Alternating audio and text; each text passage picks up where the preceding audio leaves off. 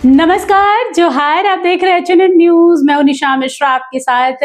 HNN के तमाम दर्शकों को रामनवमी की ढेर सारी शुभकामनाएं। ईश्वर आपके जीवन में सुख लाए, समृद्धि लाए, खुशहाली लाए, बस यही कामना है।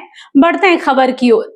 रामनवमी को लेकर जब जब जहन में ख्याल आता है, एक और जहां प्रभु श्री राम का ख्याल आता है तो दूसरी ओर झड़प का भी ख्याल आता है।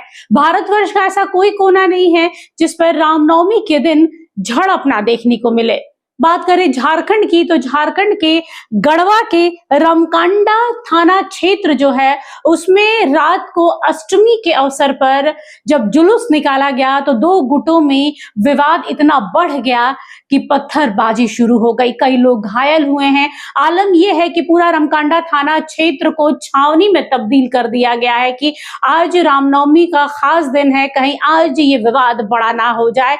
बता दें कि उस वक्त ये हंगामा बरपा जब राम भक्त जुलूस लेकर जा रहे थे और कुछ लोग आकर जुलूस को आगे नहीं जाने देना चाह रहे थे और उसके बाद छुटपुट, जिसको कहते हैं ना, छिटपुट विवाद हुआ और उसके बाद एक पक्ष जो विशेष समुदाय के लोग, ऐसा कहा जा रहा है, हालांकि आधिकारिक तौर पर अभी तक कुछ भी नहीं कहा जा रहा है, सूत्र यही बता रहे हैं कि कुछ विशेष समुदाय के लोगों ने पत्थर मारा, फेंकना शुरू किया। उसके बाद दोनों जो गुट थे दोनों आपस में ईंट पत्थर चलाना शुरू कर देते हैं। आनन फानन में पुलिस को खबर लगती है, पुलिस मौके पर पहुंचती है। डीआईजी और एसपी की सूझबूझ से यहाँ पर बड़ी घटना नहीं हुई है, लेकिन कई पुलिस ऑफिसर जरूर यहाँ पर जो घायल हुए हैं उन्हें स्थानीय अस्पताल में इलाज के लिए भेजा गया है।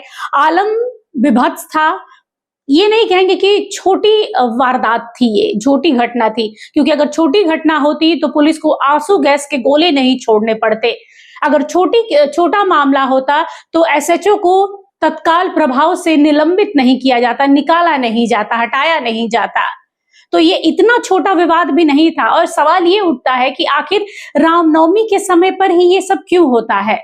ईद पर क्यों नहीं होता है? दिवाली पर क्यों नहीं होता है? कई त्योहार हैं, लेकिन यहाँ पर जब जब रामनवमी आती है तब तब पत्थरबाजी की घटना देखने को मिलती है। हालांकि यहाँ पर कई लोग पुलिस के हिरासत में हैं। एक बार सुन लेते हैं पुलिस ने क्या कहा है। देखिए, रामकंडा में झांकी निकालने के दौरान इस बात को लेकर गलतफहमी दो पक्षों के बीच उत्पन्न हुई, जिसके कारण यहाँ पर पुलिस बल बड़ी संख्या में भी प्रतिनियुक्त किया गया है और स्थिति पूरी तरीके से अभी नियंत्रण में है और हमारे ऑफिसर्स और जो हमारे पुलिसकर्मी हैं वो पर्याप्त संख्या में यहाँ पे प्रतिनियुक्त किए गए हैं। इस दौरान भीड़ जो थोड़ी उग्र हो रही थी उसको नियंत्रण में लाने के लिए हल्के बल का प्रयोग किया गया और अभी के समय में स्थिति नियंत्रण में है। और मैं यही कहना चाहूँगा कि इसमें जो भी इस प्रकार के तत्व जो शामिल हैं, जिन्होंने कहीं ना कहीं इस पर्व त्यौहार के हर्षोल्लास के माहौल को बिगाड़ने का कहीं ना कहीं प्रयास किया है, उन व्यक्तियों की पहचान की जा रही है और निश्चित तौर पर पुलिस उनके विरुद्ध कठोरतम कार्रवाई करेगी। और फिलहाल प्रशासन और पुलिस का यही प्रयास है कि कल जो रामनवमी है वो बिल्कुल शांतिपूर्ण तरीके से पूरा प्रोसेसन कंप्लीट हो। रामकंडा में बिचका टोली में हिंदू और मुस्लिम पक्ष को लेके बिचका टोली में ही जो आज की झांकी थी उसमें विवाद हुआ है और कल भी कुछ थोड़ा विवाद हुआ था इन लोग के बीच, जिसको लेकर आज ये लोग में बना था ये सहमति कि आज हम लोग जुलूस को जाने देंगे और कोई तरह का विवाद नहीं होगा और फिर हम लोग दूसरे दिन बैठेंगे। और आज जब झांकी निकली तो दूसरे समुदाय, मुस्लिम पक्ष के समुदाय के 200-300 लोग यहाँ पे बता रहा है कि जमा हो गए थे और दोनों तरफ से फिर माहौल टेंस हो गया, थोड़ा तनावपूर्ण हो गया और उसको संभालने के लिए यहाँ पे टीयर गैस और हल्का बल का भी प्रयोग पुलिस के द्वारा किया गया, जिसके बाद यहाँ से डिस्पर्स हो गए सभी लोग। वर्तमान में स्थिति सामान्य है, कोई भी अभी वर्तमान में घटनास्थल पर नहीं है। पत्थरबाजी और थोड़ा बहुत बता रहा है कि भागने के क्रम में जब लाठीचार्ज हुआ है उस समय 2-4 पत्थर भी उधर से फेंका गया है और हम लोग देख रहे हैं अगर किसी को चोट लगा है तो उसमें जो अग्रतर कार्रवाई हम लोग करेंगे और इसमें अतिरिक्त बल का भी डिप्लॉयमेंट हम लोग यहाँ पे करेंगे और कल यहाँ पे जुलूस भी है तो उसके लिए भी हम लोग बल का डिप्लॉयमेंट और वीडियोग्राफी वगैरह जो भी है यहाँ पे रखवाएंगे ताकि जुलूस शांतिपूर्ण तरीके से कार्रवाई होगा।